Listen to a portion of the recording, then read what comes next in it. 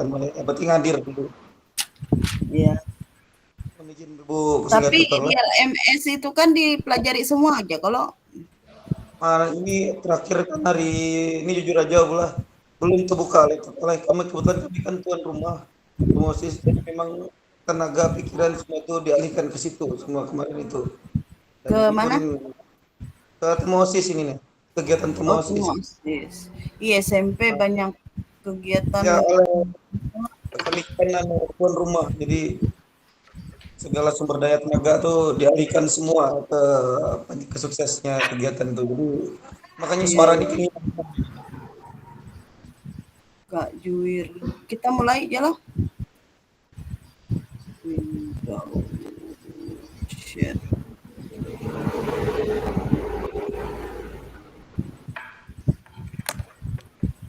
Ini kelihatan lah, Kak.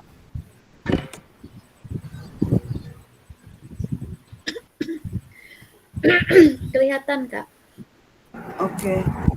Hmm, ya, berarti ini kelihatan lah di layar kakak. Enggak ada, Kak. Kelihatan, Kak. Apa? Kada kelihatan? Enggak ada. Oh, Kelihatan. enggak. Oke. Kalau ada yang sebagian kelihatan, ada yang sebagian kada, berarti yang kada ini ada sesuatu dengan jaringan ya? Ya, Kayaknya, baiklah. Kak. Iya. Seadanya kita ada 8 orang yang hadir di ruang tetap Maya malam hari ini. Karena waktu menunjukkan pukul 19:02 sudah. Alangkah baiknya untuk menghemat waktu kita akan mulai saja Kak ya. Dimulai seperti biasa dengan doa. Silahkan Kakak Kris membuka kita dalam doa. Terima kasih, Kak. Untuk memulai kegiatan tatap maya pada malam hari ini, marilah kita berdoa.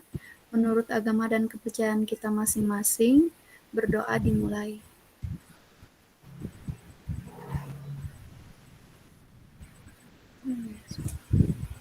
Berdoa selesai. Ya, terima kasih Kak Sama-sama. Kris. Selamat malam kakak-kakak semuanya. Puji syukur kita panjatkan kepada Tuhan Yang Maha Kuasa, karena kebaikan dan anugerahnya kita bisa bertatap maya di ruang maya untuk tetap maya yang keberapa ini saya lupa ingat, kalau enggak ke-6, ke-5 ya, ke-6, ke-7 ya Kak. Iya, Kemarin ke-7. ke-6 rasanya. Oke. Kalau Kakak boleh kilas balik, kemarin kita belajar tentang apa Kak? Topik modul 1.4, hari ini modul 1.5. Isu-isu sosial dalam PJOK, Kak. 1.4. Ya. Banyak isu-isu sosial dalam PJOK, dan kita memusatkan pada satu tujuan pembelajaran kita dalam satu kesatuan PKG PJOK yang diselenggarakan oleh BGP Provinsi, difasilitasi oleh kami 5 orang yang bergerak di Bartim ini, mempelajari tentang bagaimana pembelajaran yang PJOK yang berpusat pada peserta didik. Nah, sampai malam hari ini di tatap maya yang ke-7 kalau tidak salah ya, kita akan sampai pada materi berikutnya, yaitu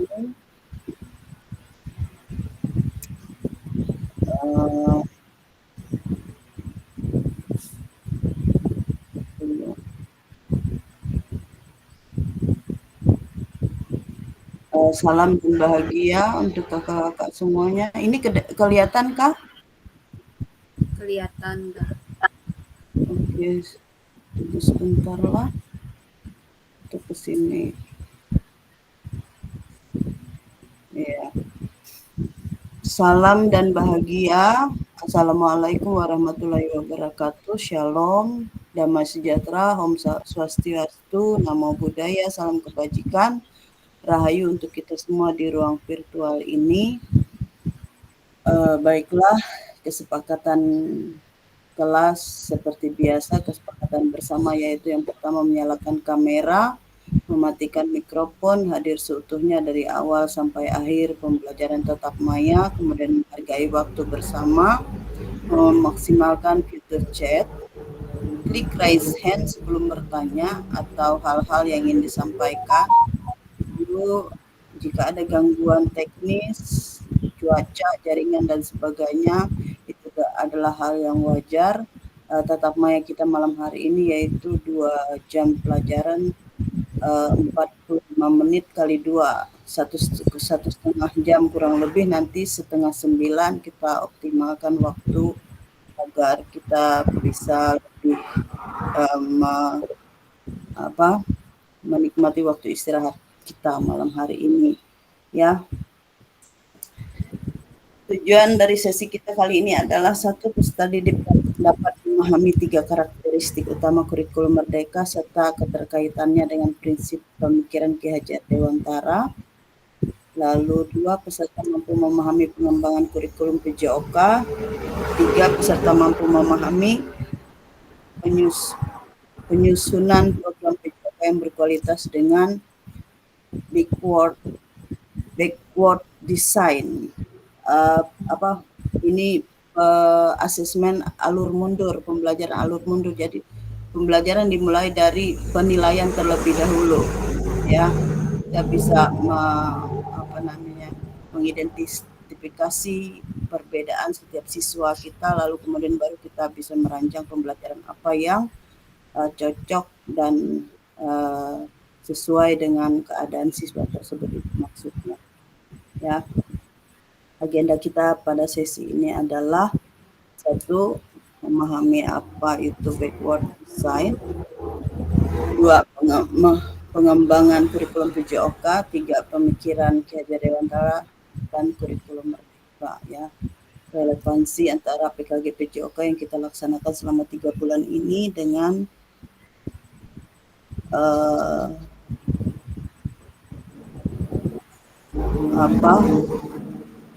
dengan prinsip pembelajaran kurikulum Merdeka, yaitu sejalur dan sepemikir dengan prinsip Ki Hajar Dewantara.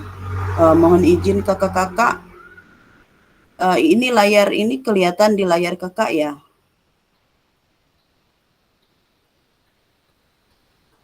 Kelihatan, Kak. Oke, siap. Ya. Lanjut.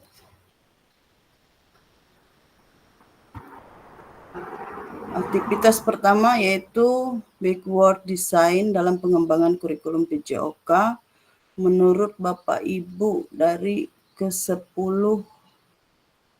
dari 1 sampai 10 poin, kira-kira seberapa dalam pemahaman Bapak Ibu tentang kurikulum PJOK?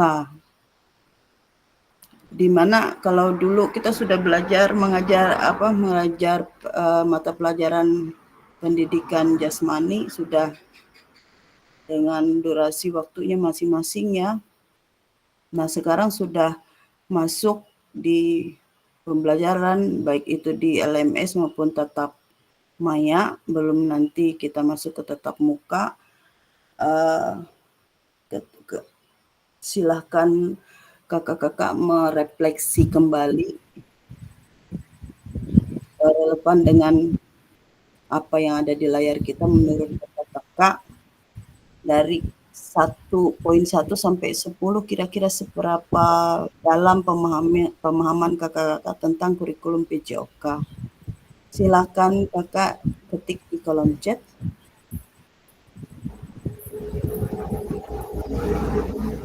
Saya sekarang mengajar PJOK, kira-kira poinku, silakan nilai diri sendiri tentang pemahaman kakak-kakak selama ini, baik yang bersumber dari pembelajaran di LMS maupun dari tatap maya juga. Jadi kakak-kakak punya kesimpulan berapa poin kakak-kakak sekalian. Silakan ketik di LMS. Kita santai, ya, Kalau ada yang sambil minum kah, sambil ngemil kah, atau bahkan sambil makan, silakan.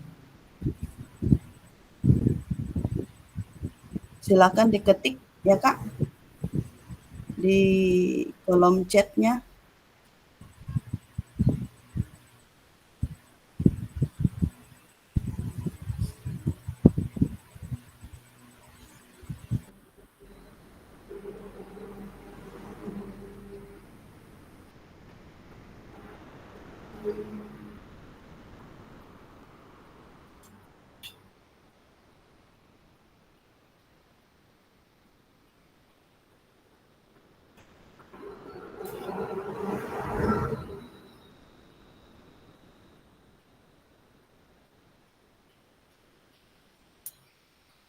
Sudah ada? Menurut kakak-kakak sekalian, kakak-kakak sampai di poin berapa? Selamat malam Kak Ridwan. Selamat bergabung.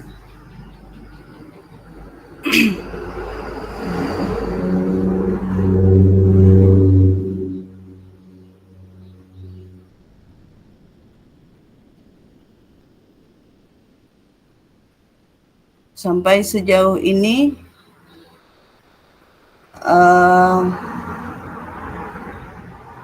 apakah kakak-kakak sudah merasa puas dengan caraku mengajar, penerapan kurikulum merdeka kepada anak-anak, lalu pantasnya saya berikan poin berapa untuk aku sendiri?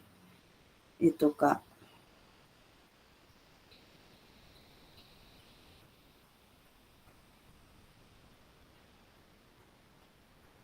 Sudah ada yang menulis di kolom chat?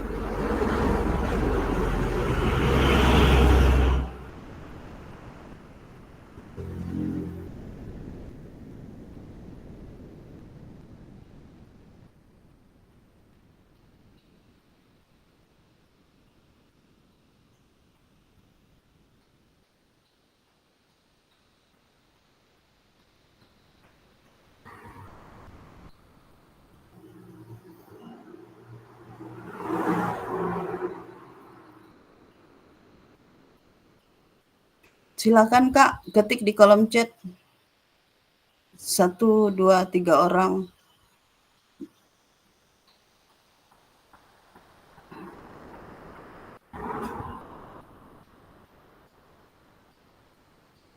Kakak Kris.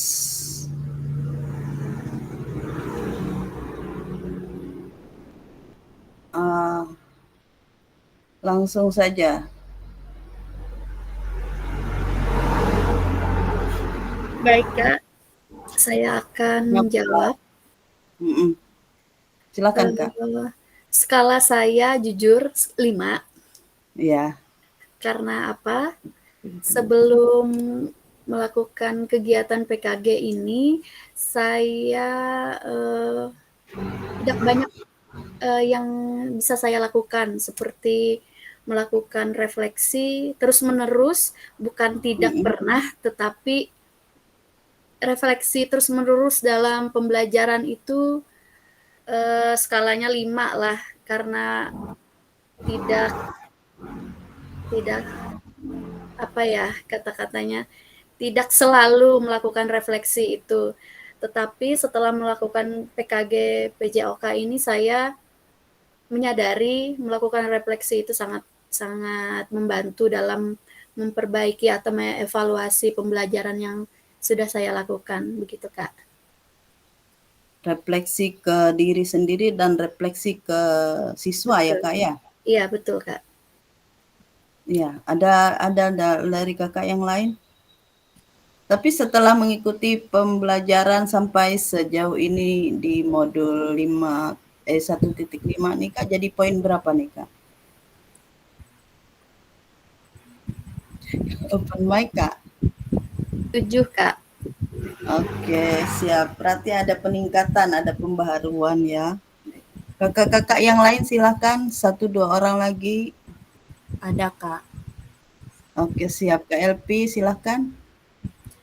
Semenjak saya ikut PKG ini, yang saya terapkan kepada anak-anak, pas di akhirnya praktek biasa, observasi dalam bentuk apa itu presentasi, diingatkan kembali misalnya apa-apa yang dipelajari, yang dipraktekkan tadi, lalu direfleksinya, ditanya apakah senang, alasan senangnya apa, seperti itu.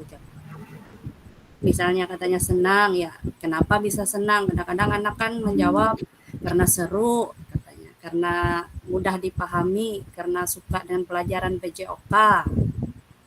Karena gurunya cantik, ada juga gitu. Macam-macam anak-anak, sebebas-bebasnya mereka menulis refleksi itu secara tidak langsung melatih mereka untuk menulis dan membaca kalau kelas rendah ya.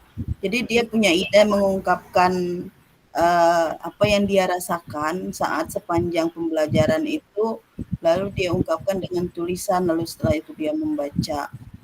Sudah ada literasinya dapat di situ kan. Iya. Iya, terima kasih Kak Elpi. Ada lagi Kak Elpi? Itu aja Kak. Kakak yang di SMP nih. Silakan Kak.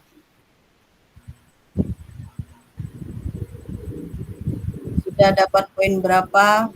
Menilai diri sendiri sejauh mana pemahaman kita tentang kurikulum PJOK yang baru yang berkenaan dengan kurikulum Merdeka Belajar yang berpusat kepada peserta didik.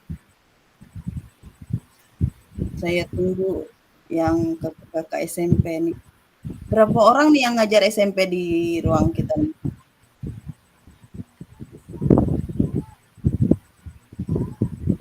Kak Restiana, Kak David, Kak siapa lagi? Kak Mahfud nih SMP, Kak SD, Kak? SMP Kak. Oh, berarti 3 orang.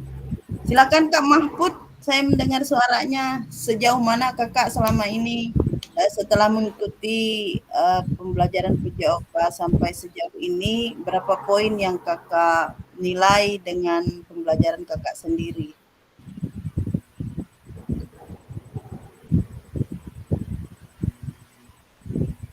Seberapa dalam pemahamannya tentang kurikulum PJOK?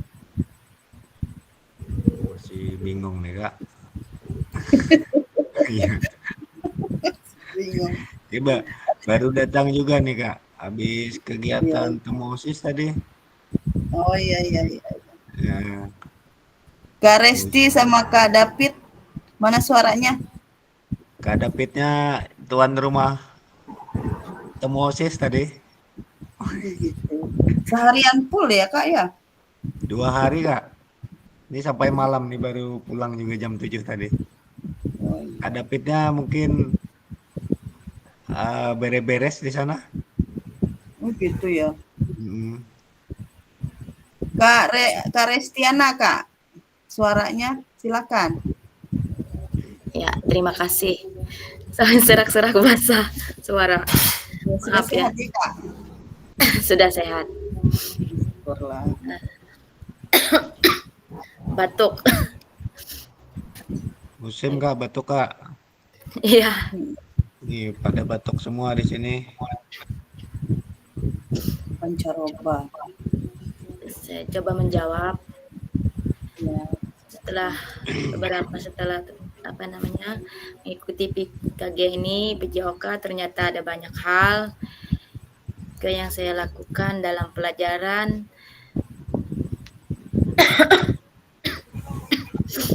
Aduh. Lanjut Kak. Enggak apa-apa, Ya. lanjut. Terus di akhir pelajaran misalnya saya bertanya sama anak-anak, apakah kalian mengerti dalam penjelasan yang Ibu jelaskan pada hari ini? Jadi begitu banyak anak-anak juga antusias untuk menjawab. Ya. Dan seperti ada semangat lah seperti itu. Karena setiap akhir pelajaran saya selalu bertanya kepada mereka, apakah kalian mengerti, apakah kalian senang diajarkan ibu. Jadi anak-anak selalu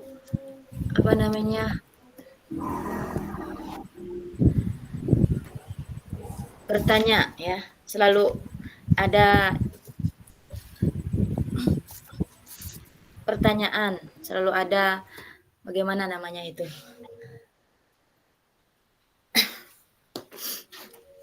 di saat akhir pelajaran itu. Terima kasih. Refleksi ya. Ya. Oh ya. Kalau tentang metode pembelajaran, ada nggak perubahan dari cara yang lama dengan yang baru, Kak? Ada. Berpusat pada peserta didik ya.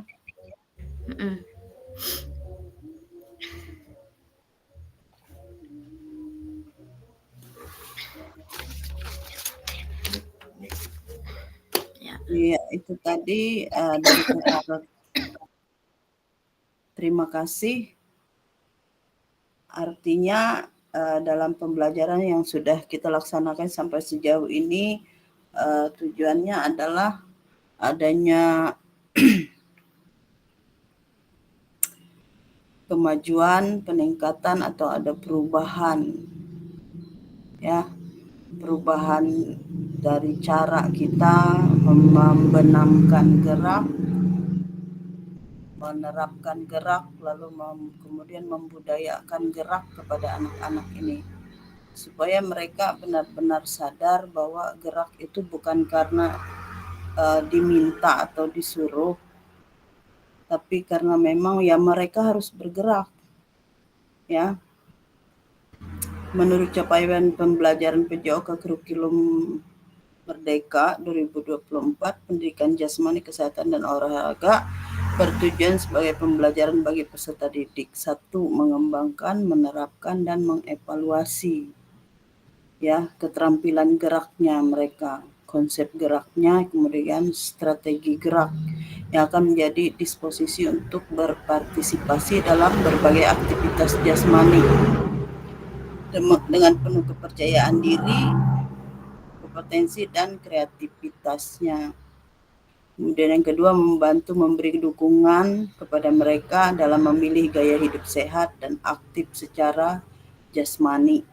Yang ketiga, membangun dan menerapkan keterampilan sosial dan emosional melalui konteks pembelajaran yang menekankan nilai-nilai fair play, kerja tim, dan inklusivitas. Jadi mereka, kalau saya perhatikan, saya pribadi ya, menekankan pada pentingnya satu kerjasama, ya. Apa-apa pasti kerja kelompok, apa-apa pasti kerja kelompok. Itu gak jauh-jauh dari itu sebenarnya kurikulum Merdeka itu. Jadi di dalam kerja kelompok ini kita secara personal, guru-guru akan melihat anak-anak ini, mengidentifikasi mereka ini tadi yang disebut dengan pembelajaran atau asesmen alur mundur.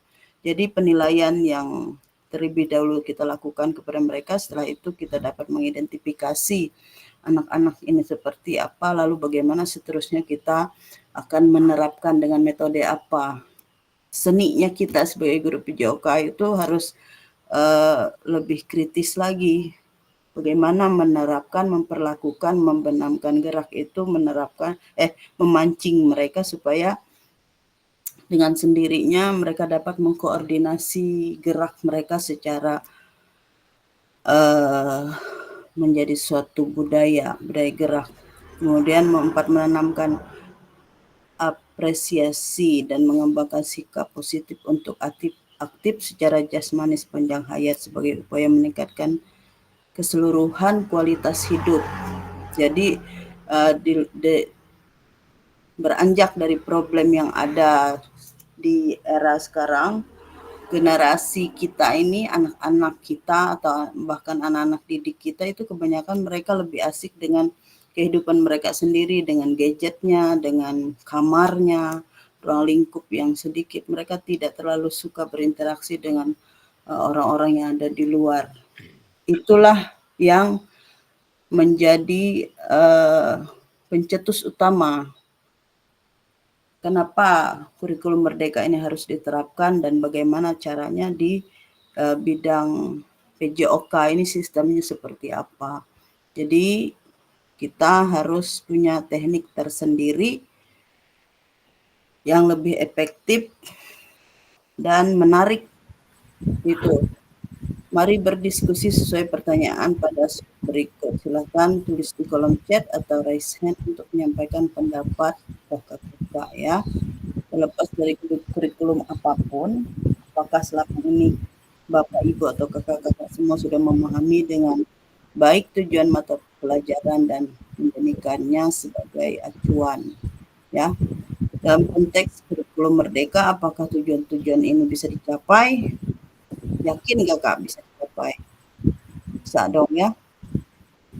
Memahami tujuan umum penting sebagai acuan untuk memahami muara akhir pembelajaran. Untuk mencapai tujuan umum ini, pemerintah sudah menurunkannya kepada capaian pembelajaran dan mempersilakan guru atau satuan pendidikan untuk menurunkannya lagi ke tujuan pembelajaran. Jadi anak-anak ini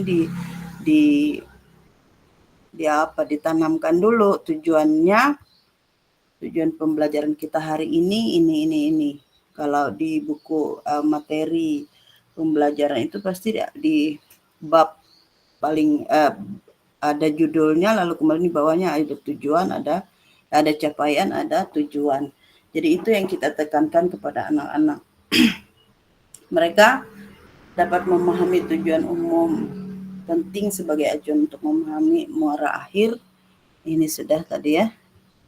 Kemudian bagaimana memastikan agar pengajaran yang kita lakukan benar-benar menyasar tujuan pembelajaran. Karena seringkali pengajaran langsung fokus pada materi atau aktivitas apa yang harus dilakukan oleh siswa. Proses big word design dalam pengembangan kurikulum secara umum melalui 3 tahap, yaitu mengidentifikasi capaian pembelajaran, 2 menentukan metode penilaian, 3 merencanakan pengalaman belajar dan strategi pembelajaran. Ini yang kita ciptakan dengan teknik dan seni guru PJOK itu tadi, membuat permainan modifikasi yang menarik Di dalam sana ya. Big word design merupakan proses sistematis yang memastikan kesesuaian kurikulum dengan capaian pembelajaran yang diinginkan. Big word design juga pada akhirnya membantu guru menyelaraskan antara tujuan, langkah pembelajaran, dan penilaian kepada siswa ini. Aktivitas yang kedua yaitu menyusun program PJOK. Nah ini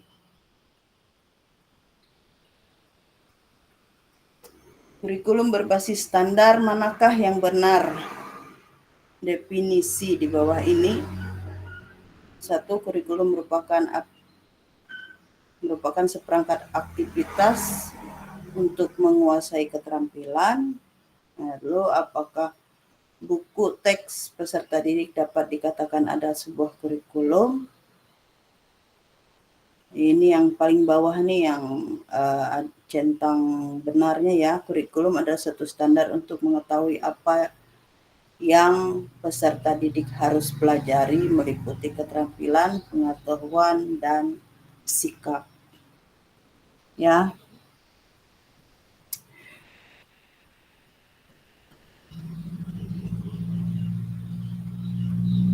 Selanjutnya, komponen kurikulum pada satuan pendidikan pelaksana kurikulum merdeka. 1. Struktur kurikulum. 2. Capaian pembelajaran. 3. Pembelajaran dan asesmen. 4. Penggunaan perangkat ajar. Kemudian 5. Kurikulum satuan pendidikan. Komponen kurikulum satuan pendidikan dikembangkan dan digunakan di satuan pendidikan terdiri dari karakteristik satuan pendidikan, visi, misi, dan tujuan satuan pendidikan, pengorganisasian pembelajaran, dan perencanaan pembelajaran. Selanjutnya, mengapa kurikulum operasional berbeda antar satuan pendidikan? Ya, di dalam kelas kita ini ada 3 orang kakak yang mengajar di SMP dan yang lainnya kebanyakan di SD. Jadi kita ini di atas memang ada hak otonom dari sekolah itu sendiri untuk menerapkan bagaimana sistemnya, menerapkan pembelajaran kepada anak didik kita. Jadi mengapa kurikulum operasional berbeda antar satuan pendidikan? Ini ada sebabnya karena bisa itu kemarin nih berkaitan dengan materi kita yang lalu, ada isu-isu yang menyebabkan isu-isu sosial, keadaan, situasi, dan bahkan dari pimpinan atau kepala satuan pendidikannya yang karakternya berbeda-beda, cara penerapannya pun berbeda-beda. Agar bermakna, kurikulum operasional satuan pendidikan dikembangkan sesuai dengan konteks dan kebutuhan peserta didik dan satuan pendidikannya. Ini bisa menjadi kabar gembira Bapak Ibu dapat menyusun program yang relevan dengan kultur gerak di mana peserta didik itu tinggal. Nah, ini yang saya maksud tadi, di mana kita berada, di mana bumi dipijak, di situ langit dijunjung ya. Ya, kalau di sekolah kami yang di desa boleh menanamkan gerak, membudayakan gerak melalui memungut sampah. Paling tidak 1 anak 1 sampah, lalu kemudian kalau ada sisanya bisa 2-3 sampah sampai halaman itu bersih. Nah, ini bagus, dipandang bagus diterapkan di satu satuan pendidikan, tapi berbeda dengan penerapan yang di satuan pendidikan yang lain, seperti halnya di dalam kota kabupaten misalnya, karena ini isu-isu kultur ya, situasi latar belakang kehidupan siswa ini, lalu kalau saya menyebutnya anak siapa yang kita didik ya, ada orang tua yang keberatan jika anaknya disuruh atau diminta untuk memungut sampah ya. Dan ada pula sekolah kakak-kakak mungkin secara wajar memberikan hukuman yang kita ganti kalimatnya dengan kata, contohnya silahkan contohkan cara melakukan push up sebanyak 10 kali, atau silahkan, kalau teman saya begini, saya lewat karena kelas 1, 2, 3 masih belum ada ketegasan kepada anak-anak untuk harus bisa membaca dan menulis, tapi sudah masuk ke kelas 4, mulai kelas tinggi mereka memang diwajibkan bisa membaca. Jadi saya ingin bagikan kepada kakak-kakak satu cerita bahwa teman rekan sejawat saya yang menjadi wali kelas 4, dia menerapkan menulis dan membaca kepada anak didiknya. Jika ada yang gagal, anak-anak diminta maju ke depan, angkat 1 kaki, lalu kemudian memegang telinganya begini. Sampai pembelajaran itu selesai, atau sampai dia bisa membaca atau mengeja bacaan yang sudah mereka tentukan di kelas. Jadi saya berpikir dalam hati saya, menerapkan hukuman itu ternyata bisa ya. Jadi saya tanyakan ketika kami sudah berada di kantor, ada pembelajaran jam istirahat, saya bertanya dengan rekan saya, wajar nggak ya sekarang di kurikulum Merdeka kita menerapkan bentuk hukuman yang sedemikian. Jadi teman saya hanya santai menjawab, beliau mengatakan begini, kalau kita gurunya yang memegang telinganya, itu pelanggaran. Kalau dia sendiri yang memegang telinganya, itu bukan pelanggaran, katanya gitu. Arti kata begini, kalau kita yang menjewer telinganya, itu disebut pelanggaran. Tapi kalau dia sendiri yang memegang telinganya begini, itu bukan bentuk hukuman ya. Kalau gurunya yang memegang atau walinya yang memegang telinga begini, meskipun tidak sakit, bisa dikategorikan sebagai hukuman. Ada lucunya, kami menyelipkan satu guyonan di situ. Oh begitu, jadi saya hanya tertawa. Ada dua persepsi yang bisa diartikan dari keadaan semacam ini. Boleh dilakukan pada situasi yang tepat, di mana memang benar-benar anak ini membutuhkan tindakan atau perlakuan dan tidak ada istilah kritik atau ada pihak-pihak yang lain keberatan. Tapi jika hal ini diterapkan di sekolah tertentu dengan sistem yang berbeda, bisa jadi ini adalah sebuah pelanggaran. Nah, ini yang dimaksud dari slide ini. Ini ada satu kabar gembira kepada kita sebagai guru. Kita bisa menyesuaikan bagaimana cara kita menerapkan pembelajaran ini, lalu menyusun programnya yang relevan dengan kultur gerak. Kultur itu budaya gerak yang ada di suatu situasi, suatu tempat, suatu keadaan di mana kita bertugas sebagai guru PJOK di satuan pendidikan kita masing-masing. Saya rasa kalau sudah 2-3 tahun bahkan 5-6 tahun kita sudah mengajar di situ, ini bukan suatu hal yang sulit untuk kita terapkan ya. Jadi kita mengenal situasi, kita mengenal lingkungan, kita mengenal karakter, latar belakang siswa, orang tua, dan bahkan rekan sejawat kita seperti apa, pimpinan kita maunya seperti apa. Itu yang seharusnya kita bisa terapkan ya. Jadi mari berbagi cerita pada saat Bapak Ibu menyusun kurikulum PJOK. Ya, satu, ada 3 nih ya pertanyaan nih.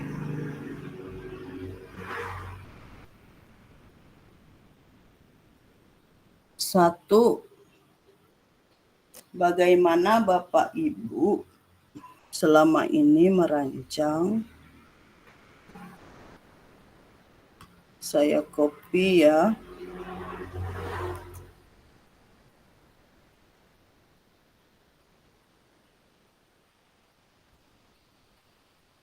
saya copy yang nomor 1, paste di kolom chat, karena ini ada 3 pertanyaan. Nanti kakak-kakak menjawabnya di kolom chat juga. Ini yang pertama.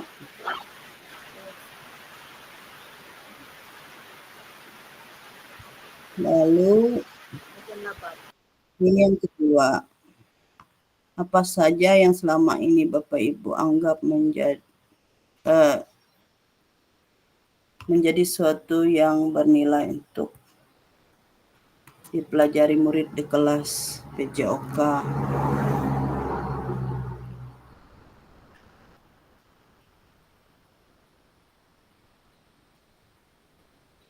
Ini yang kedua.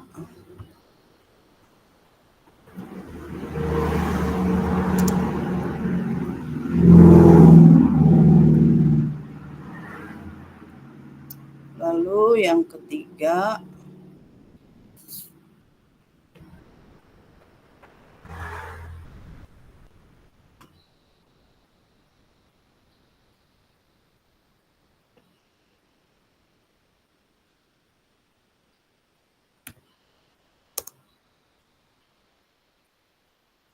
Yang ketiga, sudah bisa kakak-kakak baca di kolom chat, Kak Juwir, kolom PJOK sangat penting yang bertujuan untuk membentuk manusia seutuhnya, yaitu contoh mereka melakukan aktivitas jasmani yang sempurna, dapat melakukan gerak. Iya, siap Kak.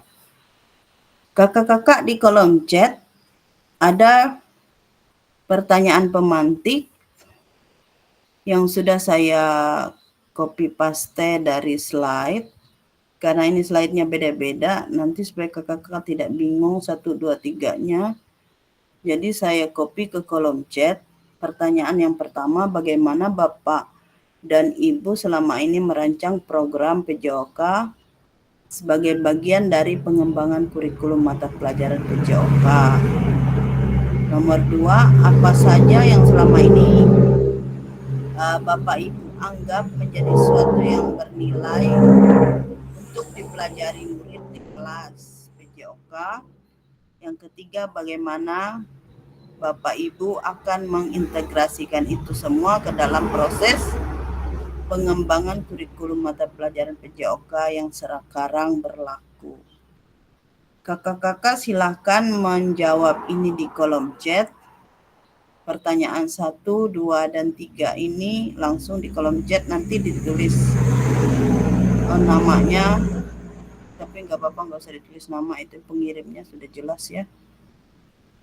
Dari 3 pertanyaan yang sudah saya copy tadi, kita akan sharing bersama-sama, disesuaikan dengan kondisi karakteristik yang ada di satuan pendidikan tempat kakak-kakak bertugas.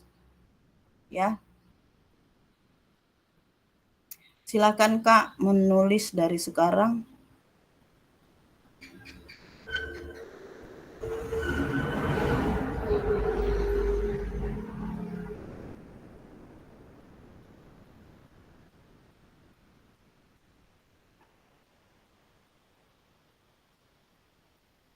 Ya, mulai dari sekarang ya. Silakan ditulis di kolom chat.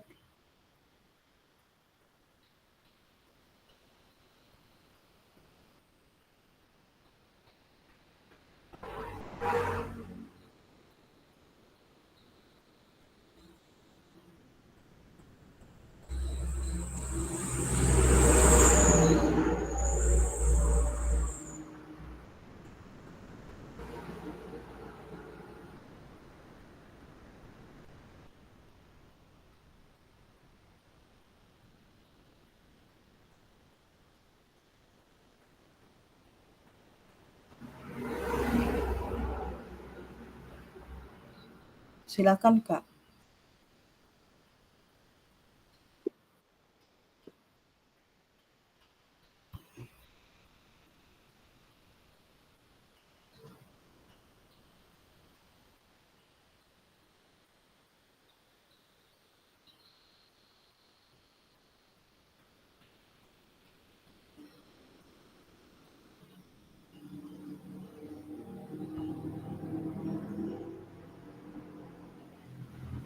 Satu, dua, tiga. Silakan diketik ya Kak ya.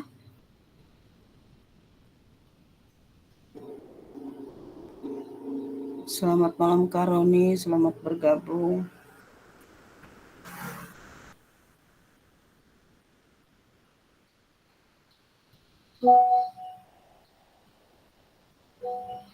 Oh.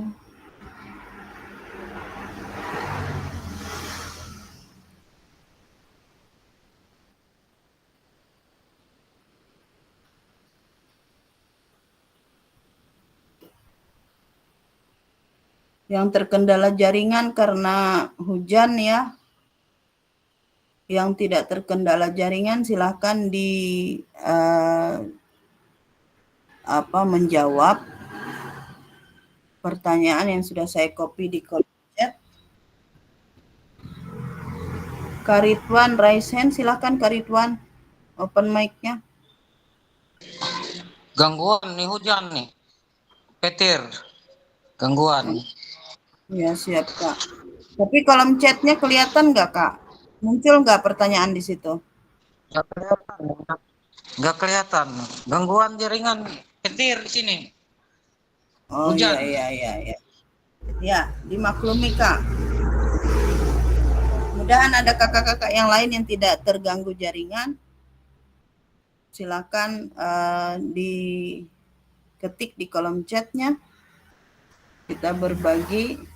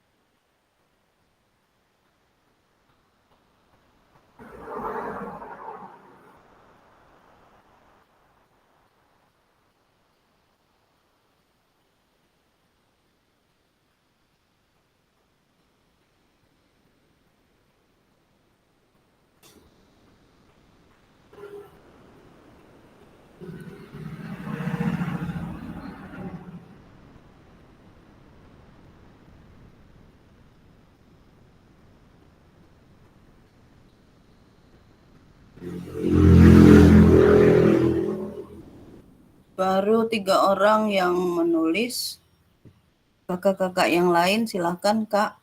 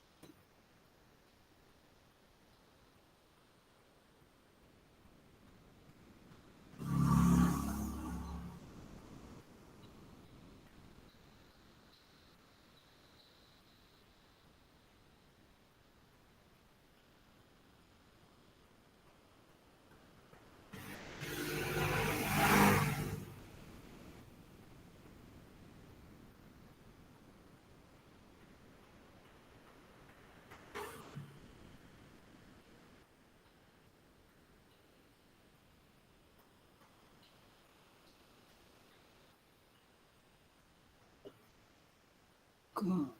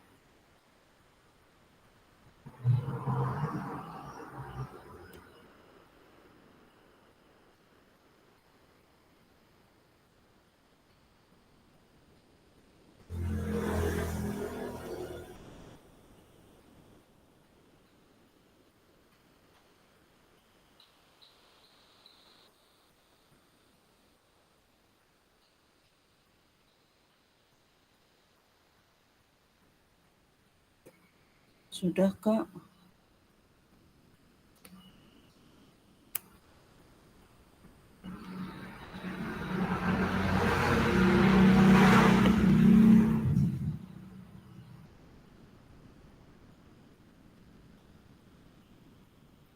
Iya, terima kasih kakak-kakak yang sudah menuliskan di kolom chat. Dari komen jawaban yang pertama, Kak Juir. Selamat malam, Kak Juir.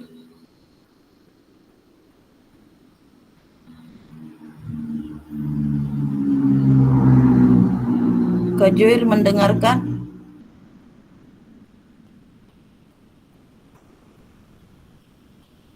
Iya, sambil menunggu Kak Juir, kita ke Kak. Ya, ya, halo. Siap, Kak. Ya, Silakan, Kak. saya bacain ya lah langsung, Bu. Ya, silakan. Saya kan seperti ya, fisik emosional dan sosial, memahami minat dan kemampuan siswa, menetapkan tujuan pembelajaran yang jelas. Ada lagi, Kak?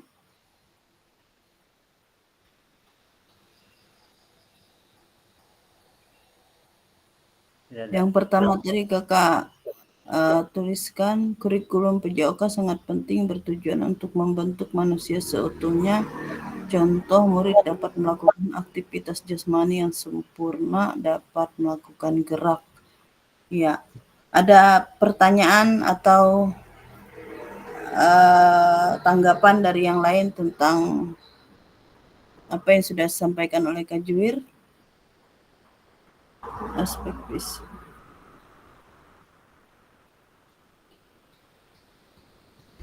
Berkenaan dengan 3 pertanyaan, yang pertama, bagaimana Bapak dan Ibu selama ini merancang program PJOK sebagai bagian dari pengembangan kurikulum mata pelajaran PJOK?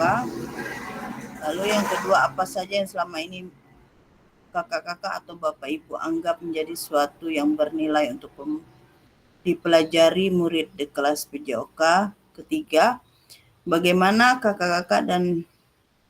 kakak-kakak atau Bapak Ibu akan mengintegrasikan itu semua ke dalam proses pengembangan kurikulum mata pelajaran PJOK yang sekarang berlaku. Ya, itu tadi jawaban singkat dari Kak Juir. Terima kasih. Selanjutnya kita ke Kak Kristiani. Silakan Kak Kris. Baik, Kak, terima kasih. Saya akan menjawab pertanyaan. Yang pertama itu,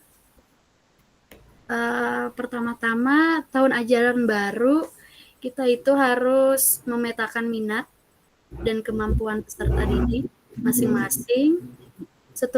Seterusnya kita bisa merancang kebutuhan belajarnya dan pemanfaatan aset. Itu untuk pertanyaan yang pertama. Terus yang kedua, nilai yang bisa nilai untuk nilai untuk dipelajari murid di kelas PJOK itu mereka bisa mendapatkan kesehatan jasmani, sportivitas, jujur, kerjasama, disiplin, serta mereka bisa bertanggung jawab. Kemudian untuk pertanyaan ketiga, yaitu mengintegrasikan pembelajaran yang sesungguhnya dengan pembelajaran modifikasi sesuai dengan kebutuhan peserta didik. Gitu aja, Kak. Iya.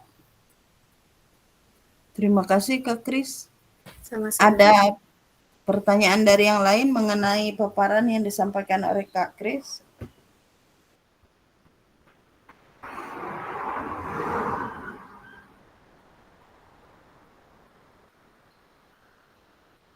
Ya, itu tadi yang disampaikan oleh Kak Kris.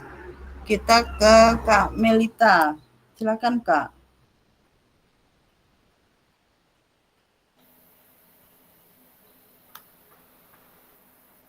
Kame. Sebentar, Kak.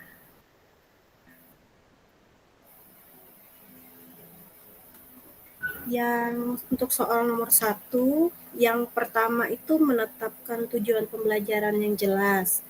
Kemudian yang kedua itu memilih materi yang relevan dan edukatif. Ketiga, dengan menggunakan pendekatan pembelajaran yang inovatif. Lalu untuk soal nomor 2, hal yang selama ini bernilai untuk dipelajari siswa di kelas PJOK yang saya ajar adalah keterampilan gerak, kebugaran jasmani, hubungan sosial emosional, dan keterampilan sosial. Untuk soal nomor 3, cara saya menerapkannya dengan cara melihat PJOK secara menyeluruh, di mana semua aspek perkembangan siswa baik fisik, emosional, sosial maupun mental dipertimbangkan sehingga mendorong siswa untuk tidak hanya berkembang dalam keterampilan fisik tetapi juga dalam aspek kebugaran jasmani, mental, dan emosional. Itu saja, Kak. Iya, Kak. Terima kasih.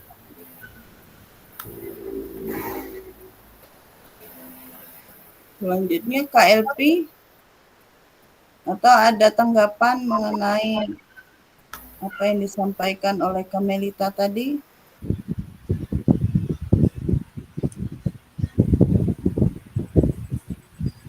Kita ke KLP, silakan KLP. Kak, selamat malam Kak. Malam. Ya, pertanyaan yang pertama tadi,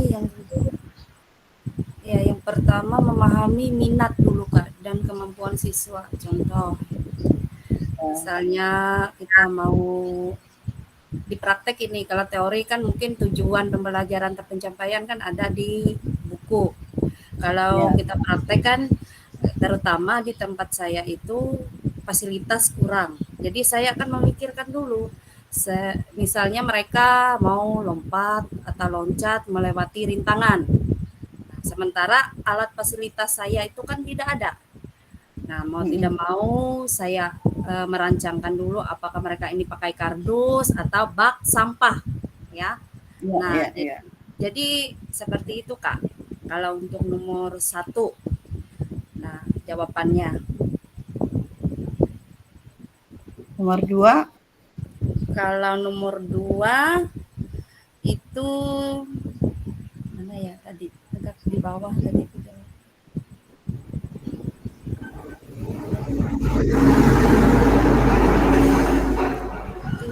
Meningkatkan kualitas hidup sehat. Misalnya contohnya ya, siswa diajarkan masalah pola makan.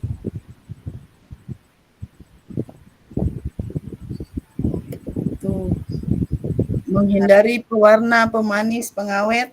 Iya, habis itu masalah kesehatan mental anak-anak. Itu juga ya Kak di nomor 2 jawabannya benar. Kalau nomor 3 tadi menetapkan tujuan pembelajaran yang jelas.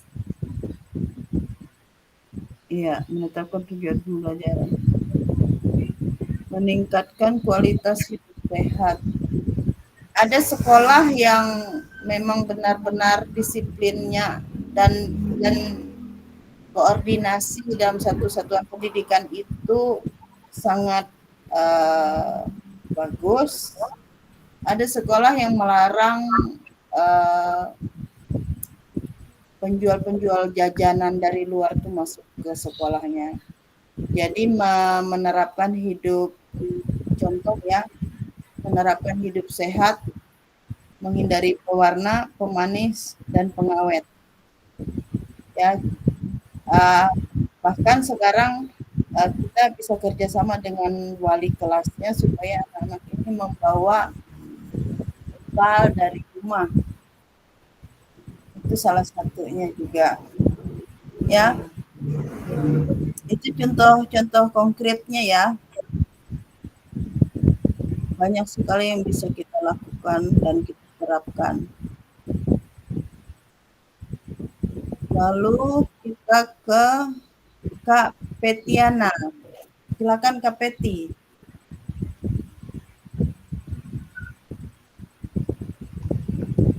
Ya, Kak.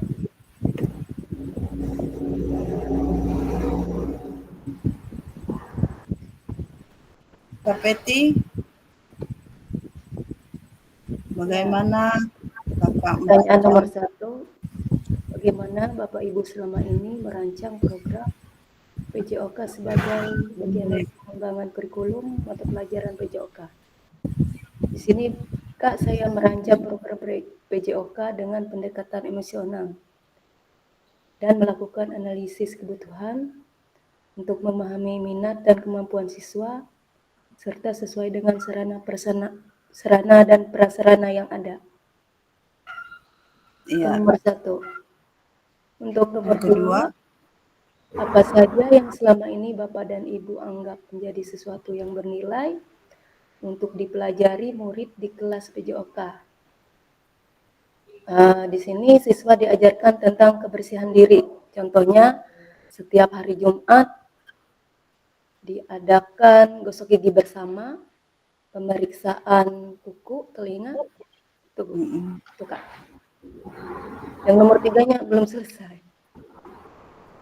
nomor 3-nya Belum selesai. belum selesai. Cuma pembelajaran kompetensi. Iya, yang sekarang berlaku. Kapeti Kamahput. Iya, Kamahput terlewatkan di atas ya. Silakan Kamahput. Ya baik, saya menjawab nomor 1. Tadi mana tadi? Mana jawaban?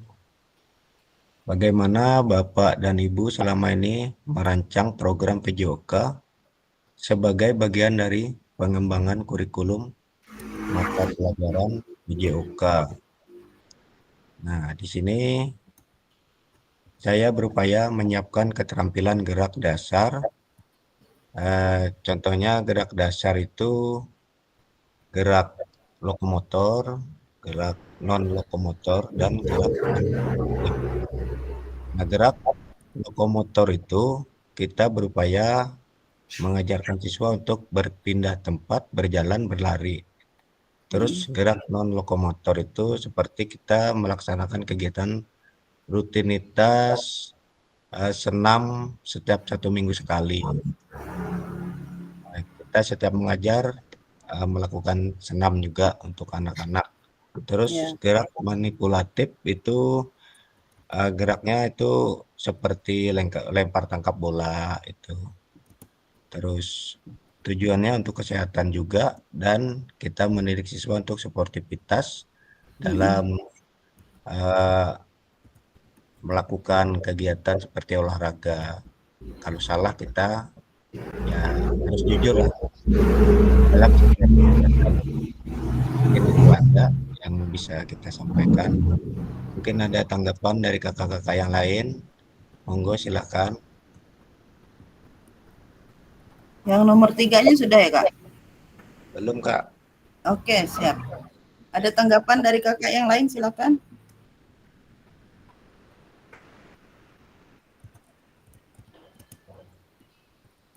Lanjut Kak Mahfud. Ya, itu aja Kak. Oh, iya. Ya lanjut yang lain aja. Terima kasih Kak Mahfud. Kak Jurman ada tanggapan nggak nih? Kak Jurman? Firman. Ya. Kalau ada ditambahin sedikit, banyak juga nggak apa-apa Kak Jurman. Kita sama-sama belajar di sini. Sebenarnya sudah cukup, tapi cuman saya menambahkan sedikit. Ya, terima kasih. Sebenarnya ini saya melanjutkan punya tingkat emosional anak-anak ini kan termasuk agak tinggi ini. Jadi kalau tidak ada gerak lokomotor dan lokomotor, mungkin anak-anak lebih mengarah ke apa? Gerak manipulatif.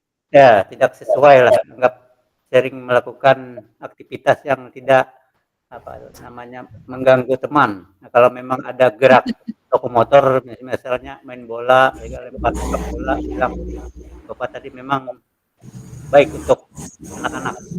Coba tambahannya sedikit. Terima kasih. Iya. Mungkin kalau lokomotor itu Kak, kita lakukan seperti gobak sodor, hitam putih, itu seperti itu. Habis itu berjalan, habis itu berlari, melompat, ya berpindah-pindah. Merangkak juga bisa, atau memanjat apa kayak itu. Kadang-kadang anak-anak kan lari sembarangan bertabrakan, jadi kalau memang ada guru PJOK-nya diatur supaya mengarahkan misalnya koordinasi motivasi saja. Tujuannya kita lari itu kan kita bikinkan lintasan supaya anak-anak itu yang pertama tidak tabrakan, terus terarah lah, terkoordinir, terkoordinir. Ya mungkin ada tambahan lagi Kak Kristiani atau Kak Melita, mungkin bisa dikoreksi nih. Silakan Kak Kris. Siap, nggak ada Kak. Cukup jelas Kak, terima kasih. Di sini ada lagi.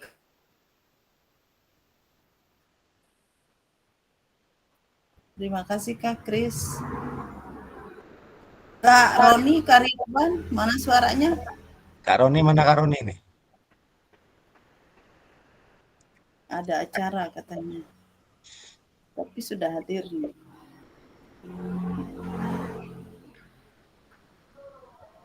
Kak Ridwan.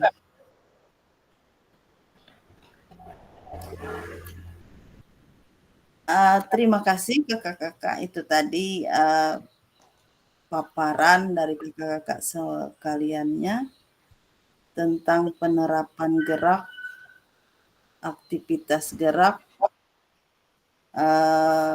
cara membenamkan gerak kepada siswa-siswa yang ada di satuan pendidikannya masing-masing, dengan metode, dengan sistem, dengan trik-trik, lalu cara, lalu pola, dan saya rasa sudah sangat cukup mewakili dari keseluruhan dari apa hal-hal. Nah ini dia, tunggu dulu ya. Stop presenting. Hal-hal apa yang harusnya kita sebagai guru PJOK lakukan kepada siswa kita. Tunggu dulu.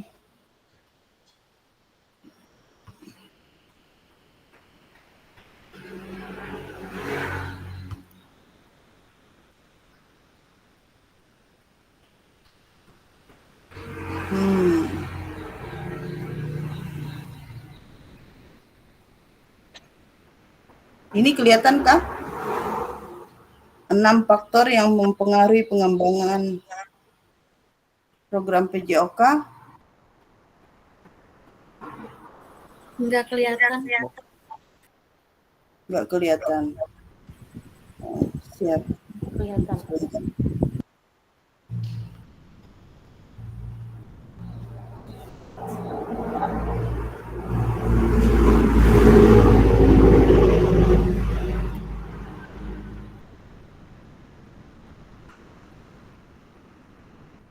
Di layar kakak-kakak bayang-bayang seperti ini ya? Betul, Kak. Oke. Kalau saya klik di sini, apakah ini kelihatan? Layarnya hitam, Kak. Layarnya hilang. Atau ada Masih belum, kata-kata Kak. yang Masih lain? belum, Kak. Hmm? Masih belum kelihatan. Oke. Kita tunggu, mungkin karena jaringan kali ya. 6 faktor yang mempengaruhi pengembangan pola program PJOK. 1, kebutuhan dan karakteristik peserta didik. 2, konteks masyarakat. Nah, ini yang tidak bisa kita dari nomor 1, kebutuhan karakteristik peserta didik. Ini masih belum kelihatan ya, Kak? Belum, Kak. Belum, Kak. Wow, tunggu dulu. Belum kelihatan. Stop. Present.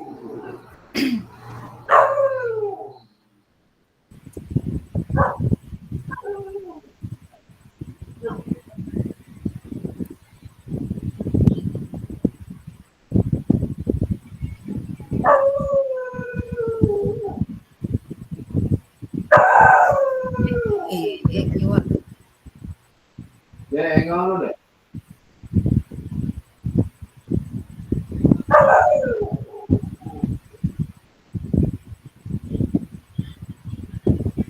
ya, ini ya. Kalau ini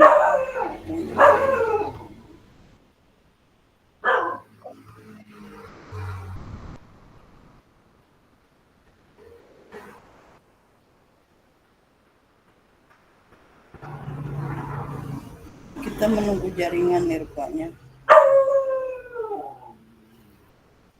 Ini kelihatan nggak, Kak? Kelihatan.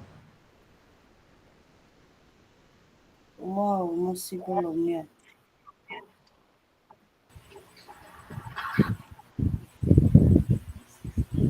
Kelihatan Kak Juirman ya. Ya, tunggu. Masih loading rupanya. Oh, ini malah yang kelihatan lah.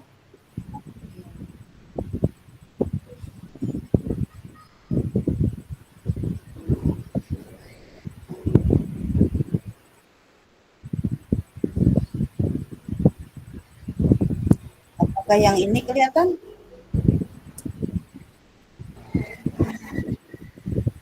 Masih nggak kelihatan. Masih belum.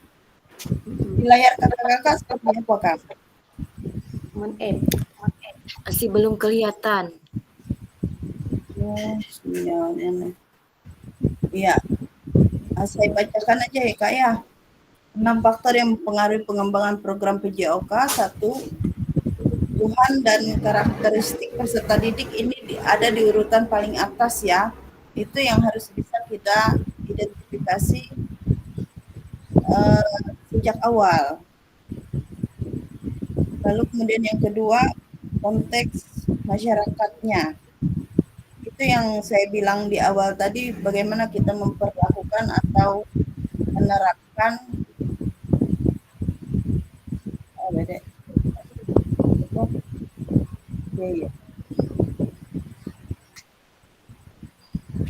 ya, konteks masyarakat. Ada yang memaklumi tentang apa yang bisa kita terapkan seperti memungut sampah, melakukan aktivitas yang lain yang sepertinya adalah hal yang wajar dan biasa. Tapi ada keadaan di mana situasi atau satuan pendidikan tertentu yang tidak bisa, jadi tidak bisa kita samakan. Kemudian yang ketiga adalah waktu. Yang keempat, alokasi jam pelajaran. Nah, ini sangat menentukan sekali jika kita berhadapan dengan siswa yang di kelas siswanya lebih banyak ya. Kalau 1 sampai 10 siswa saya rasa lebih gampang mengakomodir pembelajaran itu supaya pencapaiannya bisa lebih maksimal. Jadi bagaimana lagi seorang guru PJOK itu mampu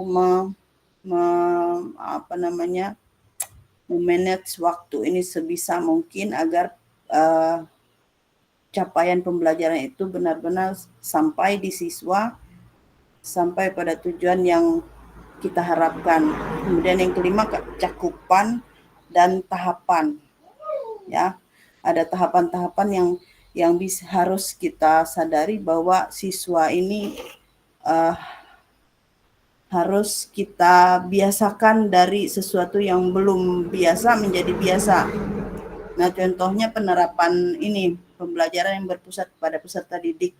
Mereka kita tanamkan untuk bisa belajar di situasi geraknya, kemudian mereka bergerak sesuai dengan kompetensi belajarnya, disesuaikan dengan kurikulum yang sudah kita susun, yang sudah kita tentukan, dengan metode-metode penerapan, teknik, dan gaya belajar bagaimana yang sesuai, yang diminati dari siswa itu sendiri. Kemudian yang keenam, yang terakhir itu teknologi.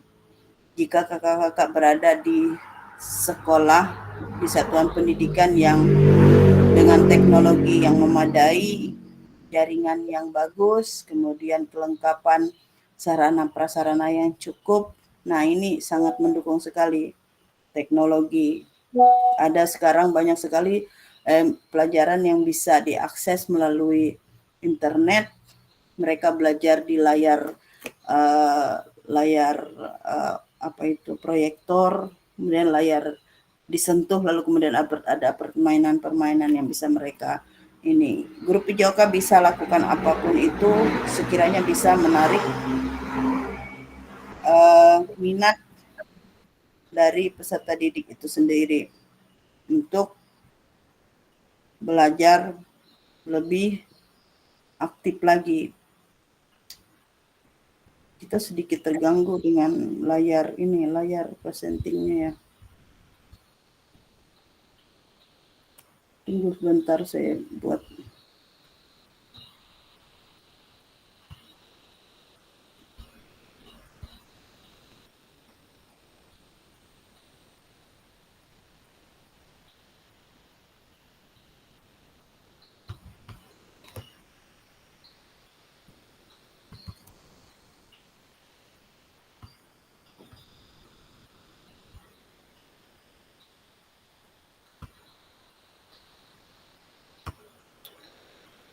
Lalu masih belum bisa.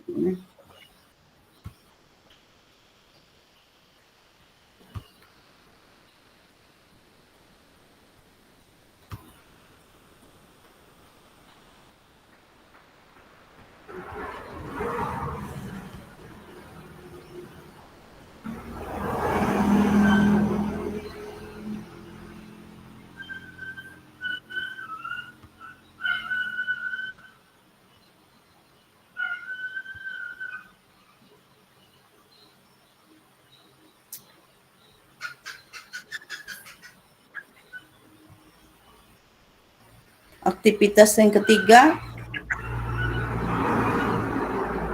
ada ya di layar kakak-kakak. Karakteristik utama kurikulum Merdeka dan artikulasi kerja Dewantara dalam pendidikan nasional. Menurut Bapak Ibu, kata kunci apa yang berulang kali kita telah bahas dalam pengembangan kurikulum PJOK? Dapat saya selama ini kita bahas pengembangan kurikulum PJOK ini adalah bagaimana kita bisa menciptakan pembelajaran yang benar-benar berpusat pada peserta didik.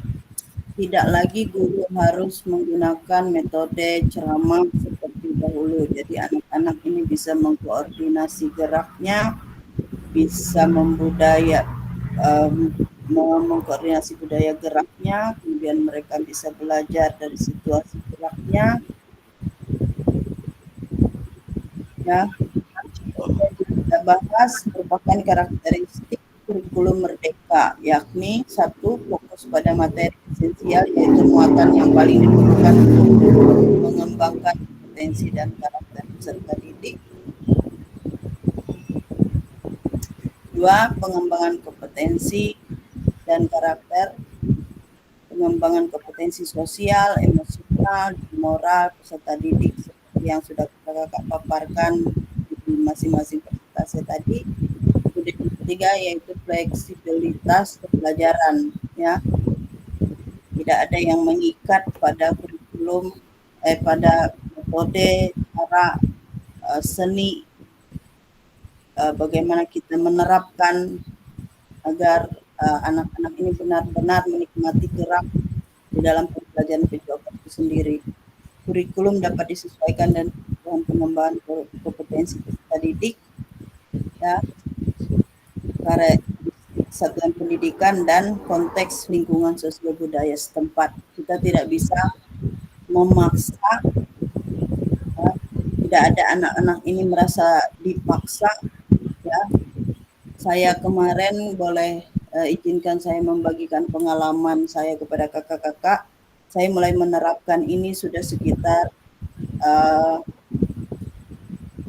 bulan inilah saya menerapkan metode pembelajaran yang berpusat pada peserta didik ini. Yang pertama, saya memaparkan materi, memberi pemahaman kepada mereka tentang materi apa, contohnya bab 1 lokomotor, bab 2 non-lokomotor, yang ketiga bab 3 manipulatif. Dari setiap bab itu saya ajak mereka membuat satu peta konsep sederhana yang mereka dengan tulis tangan mereka sendiri, dibagi tugasnya dalam satu kelompok, misalnya kelompok itu 5 orang, jadi 5 orang ini berbagi tugas, 1 orang menulis judul, 1 orang menulis topik A, 1 orang lagi menulis topik B, topik C, lalu mereka bersama menulis itu di satu kertas warna.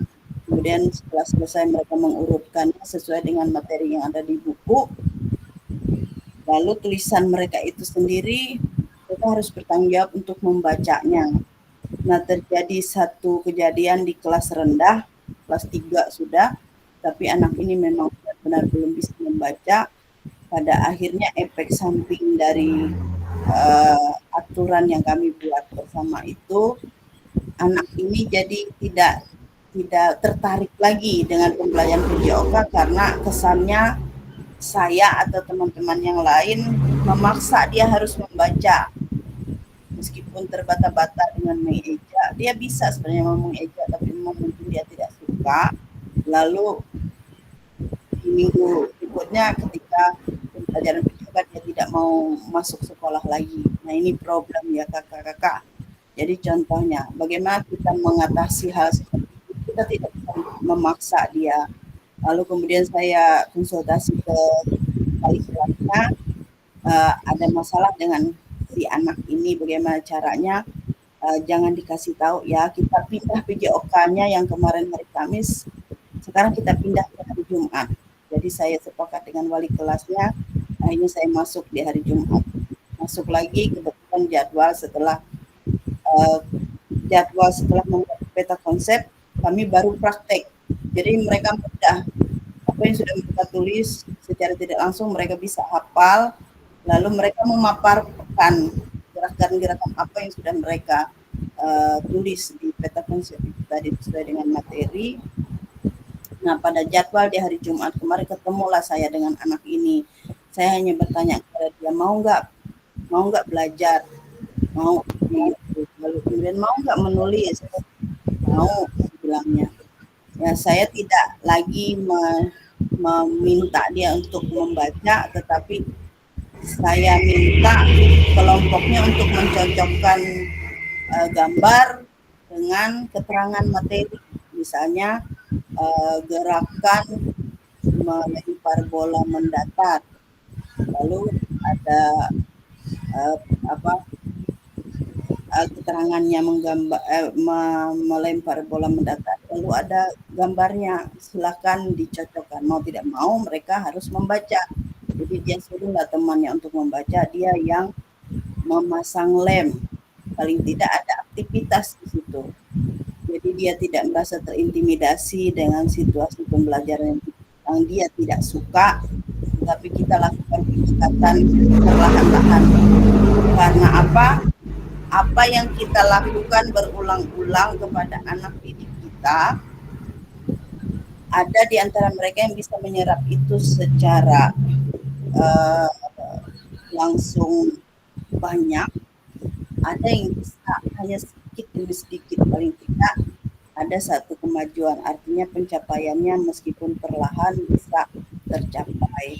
Nah, itu salah satu problem yang terjadi. Mungkin kakak-kakak akan ada menemukan keadaan atau situasi yang tidak terduga ya dari reaksi anak-anak didik kita. Nah, di situ kita harus benar-benar melakukan pendekatan yang lebih bersahabat lagi, lebih penuh lebih lembut lagi kepada mereka agar mereka tidak merasa tertekan dengan pembelajaran yang kita laksanakan.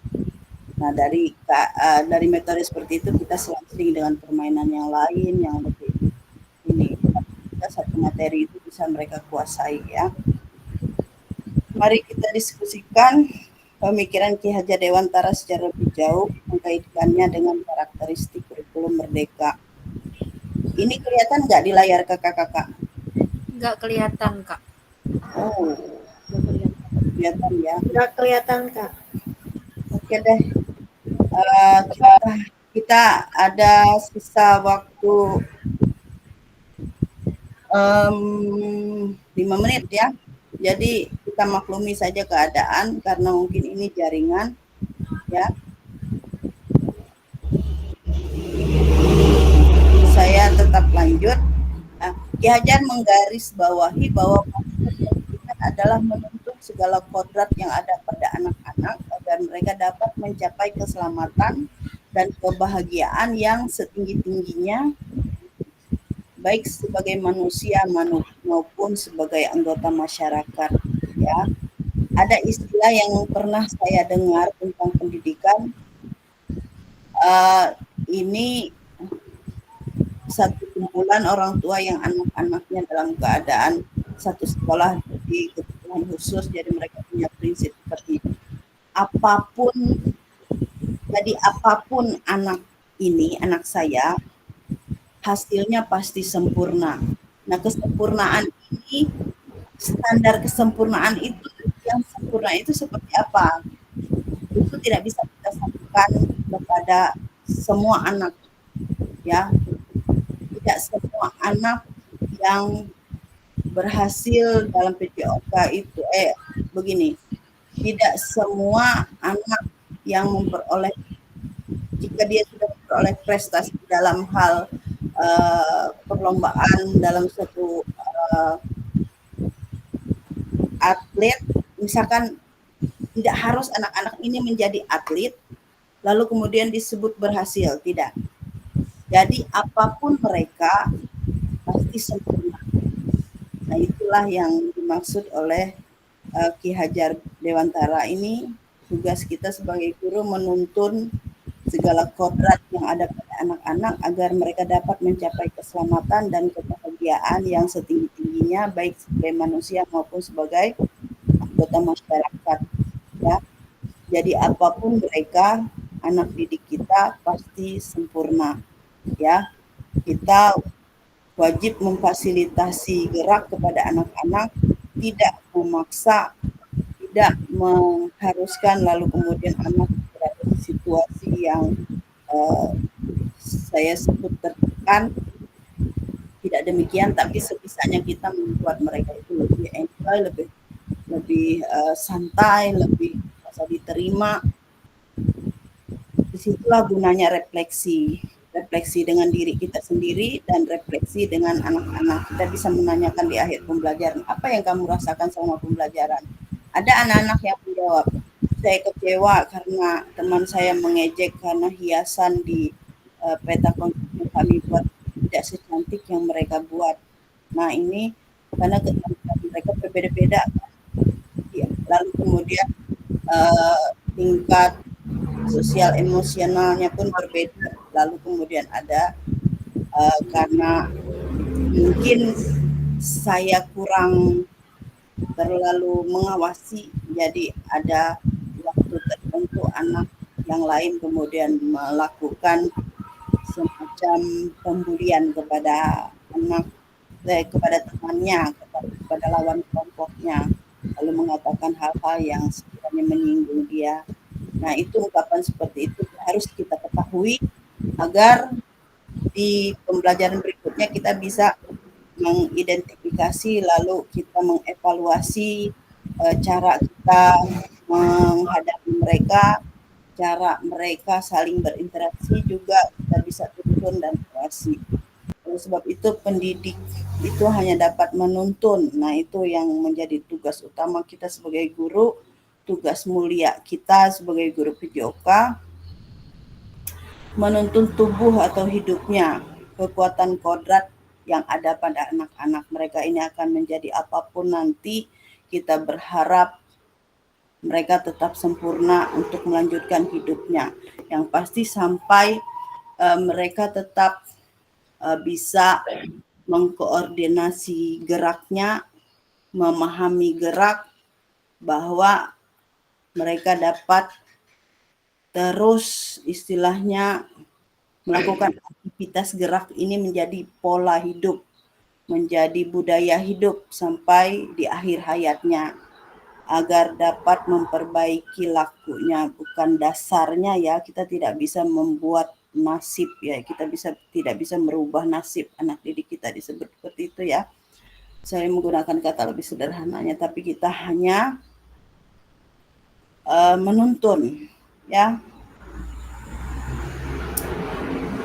agar anak-anak ini menemukan kodratnya masing-masing, memanusiakan manusia. Nah, pada akhir sesi kita hari ini, peserta didik dapat memahami 3 karakteristik utama kurikulum Merdeka serta keterkaitannya dengan prinsip pemikiran Ki Hajar Dewantara.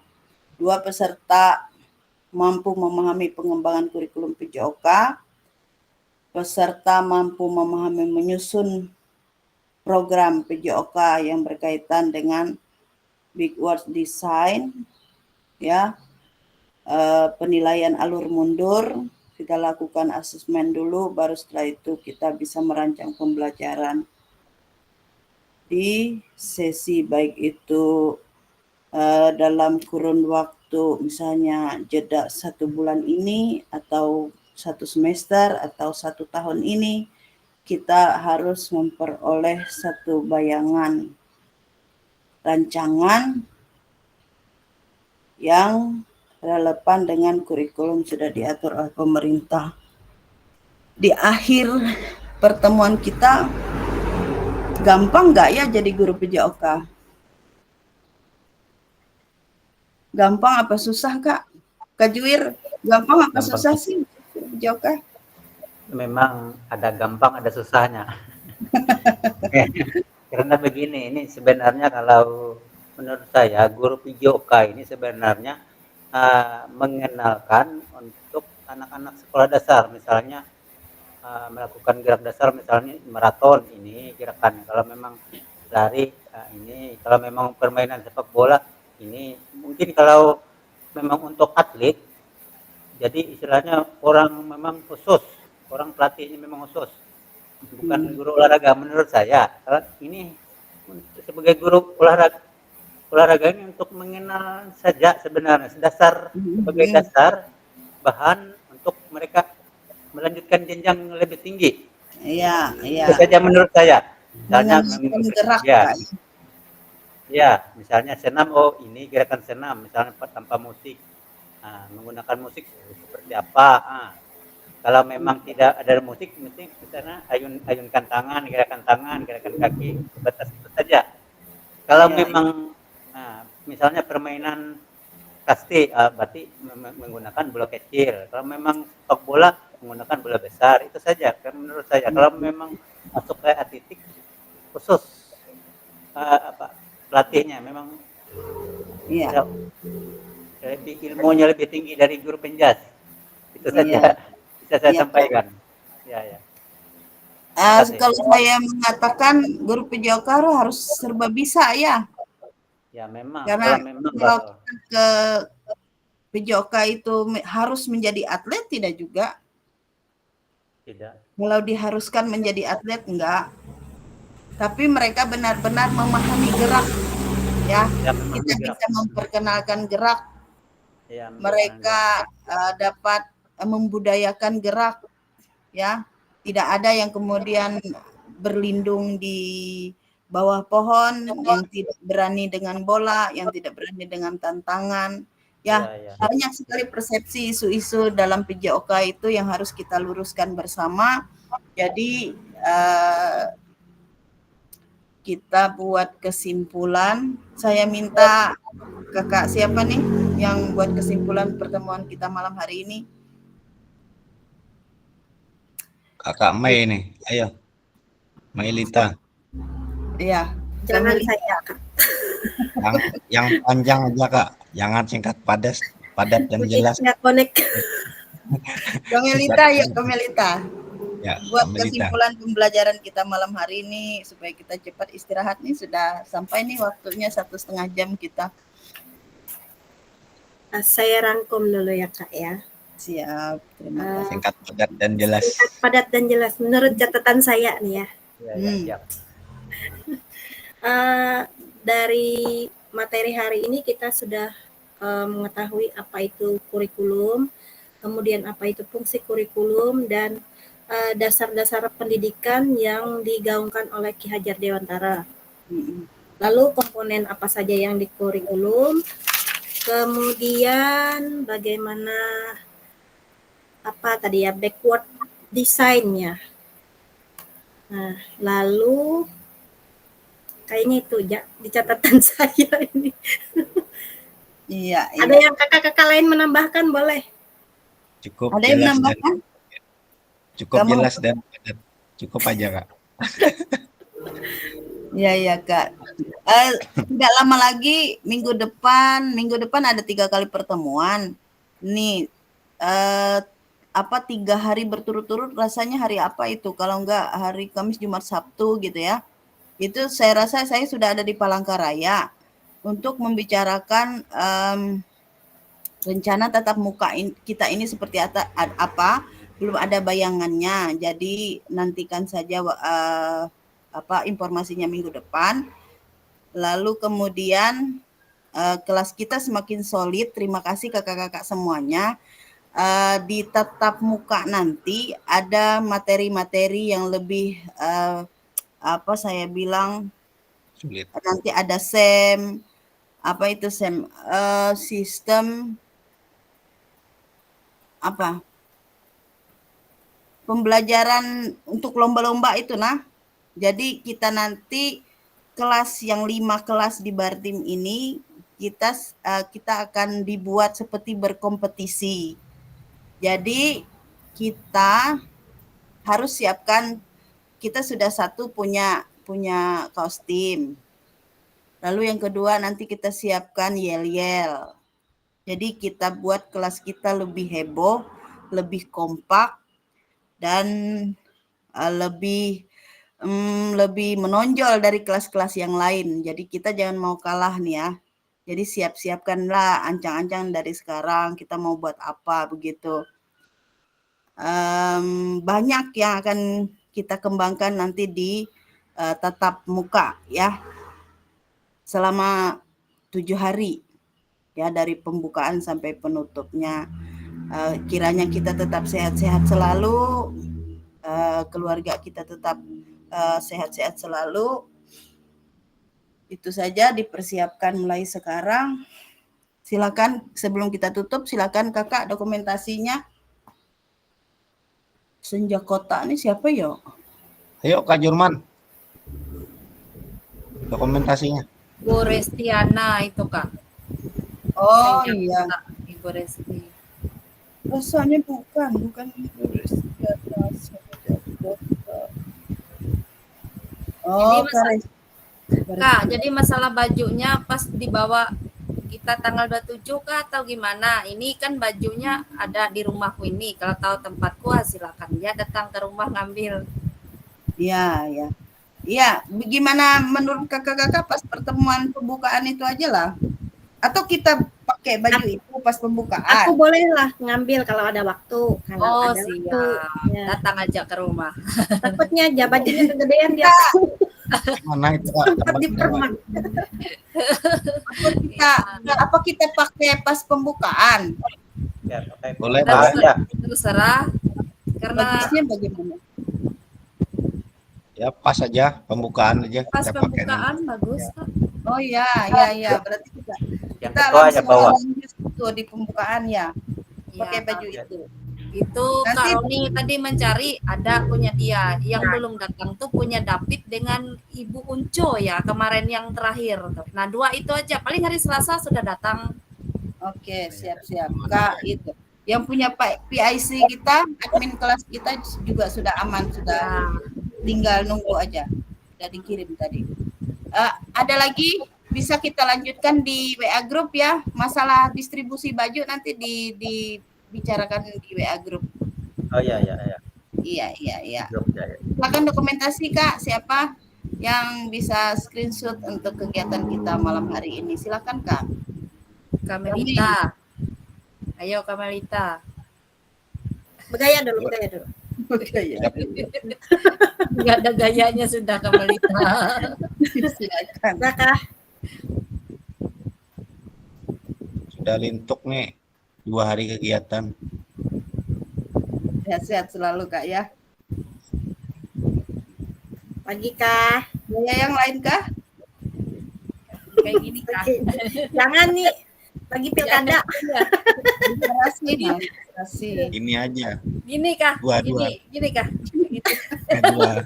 Jangan takut kita dikira politik nanti. Ya, gini. Udah kah? Silakan. Mantap.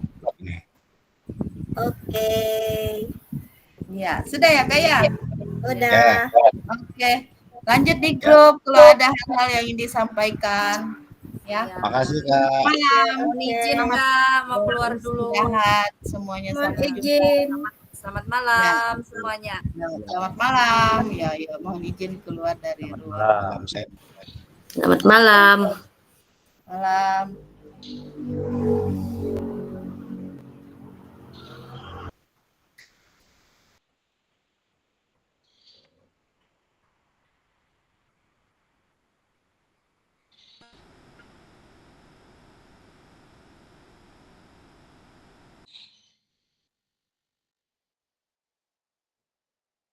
David.